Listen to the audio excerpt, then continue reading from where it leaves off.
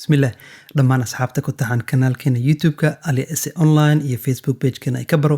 waa idin salaamay maalin wacan oo wanaagsan dhammaantiin meel kasta joogtaan ku soo dhawo videogeena maanta oo aan ku soo qaadan doono laba dariiqadood oo ah markaas Excel file ugu bedeli karno PDF waxaa isticmaali doonaa Mac haddii aad isticmaalaysid Windows waxaa haysataa ama Excel file-ka waxaa loo bedeli karaa saddex dariiqadood ayaa waxaa loogu bedeli karaa PDF okay haddii aad nagu cusub tahay kanaalkan fadlan soo dhow magacayga waa Cali Maxamed Ismaaciil Baashi kanaalkan waxaa ku soo qaadanaa barnaamijyo dhiirigelin fiidiyoyaal markaas lagu baranayo tiknoolajiyadda iyo barnaamijyada aan naga soo dalbataan in aan video ka soo sameeyno intaba waa soo qaadanaa jimco kasta waxaa soo dhignaa hal video maalmaha qaarkood ama isbuucyada qaar waxaa ku soo darnaa hal video oo soobisa ama dheeri ah waana ku mahadsantihiin sida wanaagsan engagement u sameysaan ka hor intaan videogeena maanta gudagelin waxaa jeclaan lahaa marka hore inaad nagu taageerto like haddii aad ilaa dhammaadka aad sii daawan doonin si videogan uu gaaro dadkii u baahnaa sidoo kale fadlan nagu taageer subscribe iyo share intaba waa free anakana waxaynu tahay dhiirigelin si aan usoo diyaarino videoyaal kaloo aad iyo aad u tayo fiican okay ka hor intaan Excel file-kan u bedelin PDF waxaa muhiim in aan ogsoonaano farqiga u dhexeeya workbook iyo Excel spreadsheet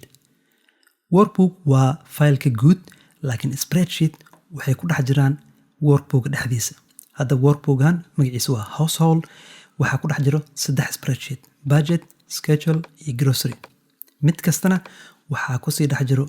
rows iyo column waxyaabo far badan ayaa ku dhex jiro hadda gudaha ma usii gali doono muhiimadda aan usoo qaadano waxay tahay kaliya inaan kala ogaano workbook iyo spreadsheet okay dariiqada koowaad oo ah markaas Excel file-kan ugu bedelayna PDF waxay tahay dariiqada loo yaqaan save as waxaad tegaynaa file kadib waxaad tegaynaa save as waa dariiqada koowaad markaa save as tagto waxaa lagu weydiinaya meesha ku save garaynaysid iyo file formatkiisa ayaa maaragtay lagu weydiinaya okay waxaa rabaa on my Mac computerkayga inaan ku save gareeyo kabacdi magacaa ka bedeli karaa waxaa bixin karaa Ali one iska dheh magacaa rabto baxso kadib desktop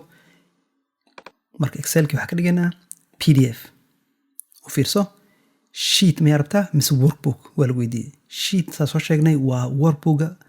beejyaasha ku dhex jira ama qaanadaha sida buugga oo baalal ugu kooban yahay sheet ma rabtaa haddaa sheet rabta xaggaasaa sheeganaysaa midka ay taagantahay markaas lagu dalbaya haddaa dhahdo workbook saddexda Excel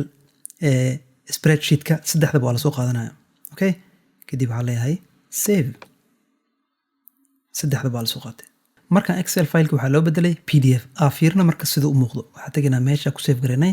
kadib waxaa ku qornay magaceena Ali 2 markaa furto oo fiirso sida kusoo muuqan doono waa saddex page saddexda page waa spreadsheetyada oo ka koobnaa workbook markaas okay aan ku laabano Excelkii taasina waxay ahayd dariiqada koowaad dariiqada labaad oo Excel file-kan loogu bedeli karo PDF waa print method ama dariiqada printiga waxaad tegaysaa file kadib waxaad tegaysaa print ama shift P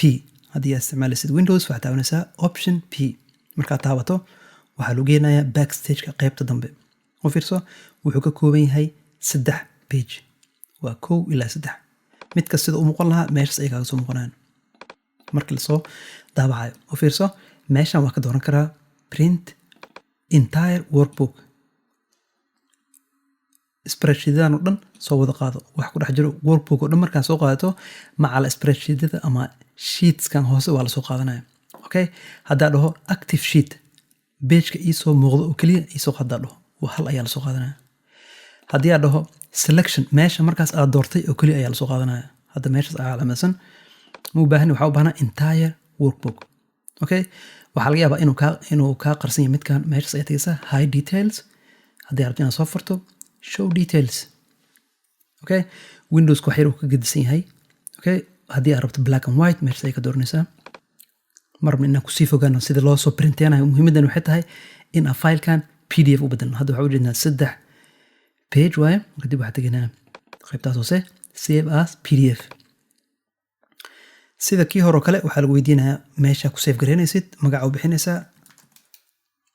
Ali 4 iska dhahdaa rabto kadib waxaad dooranaynaa save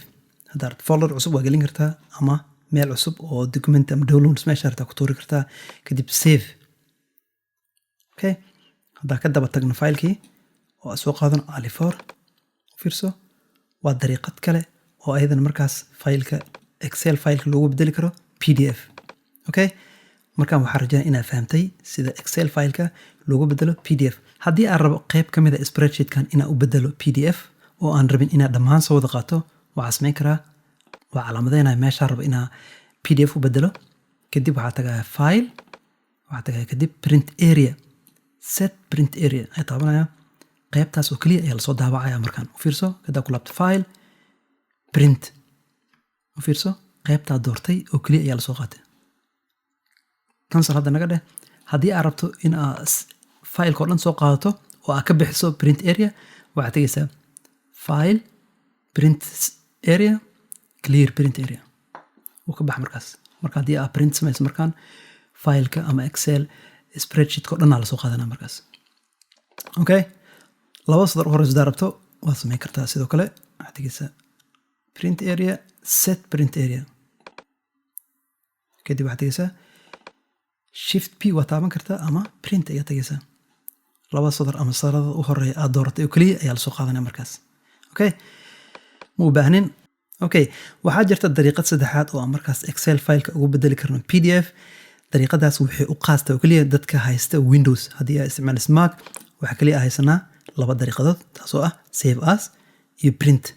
laakiin haddii aad Windows haysto waxaa ku jirto qayb kale saddexaad oo ah export. markaas kadib ayaa kasii dooran doontaa sida maaragtay faylka u save garan lahayd. sida save as ayaa maaragtay u shaqeysaa markaas. Okay, hadda maadaama aan haystano Mac, labadaas qaybood ama labadaas dariiqadood oo kaliya ayaa loosoo Excel faylka loogu bedeli karaa PDF. waxaa jira 3 sababood oo aan ku dooran karno in Excel file aan u bedelno PDF. sababtoodu waxay tahay dadkoo dhan ma wada haystaan Excel programka, ma wada haystaan ama versionka aad isticmaalayso markaas ma haystaan. sidaas darteed haddii aad u bedesho PDF, qof kasta oo faylka waxay u badan tahay ama dhammaantooda waxay u arki doonaan isku sidaa ula wadaagtay ama PDF ugu bedeshay ayay wada arki doonaan. sababta labaad oo ah Excel file PDF ugu bedelan waxay tahay waa uu ka sahlan yahay qaabka ama formaatkan PDF-ka.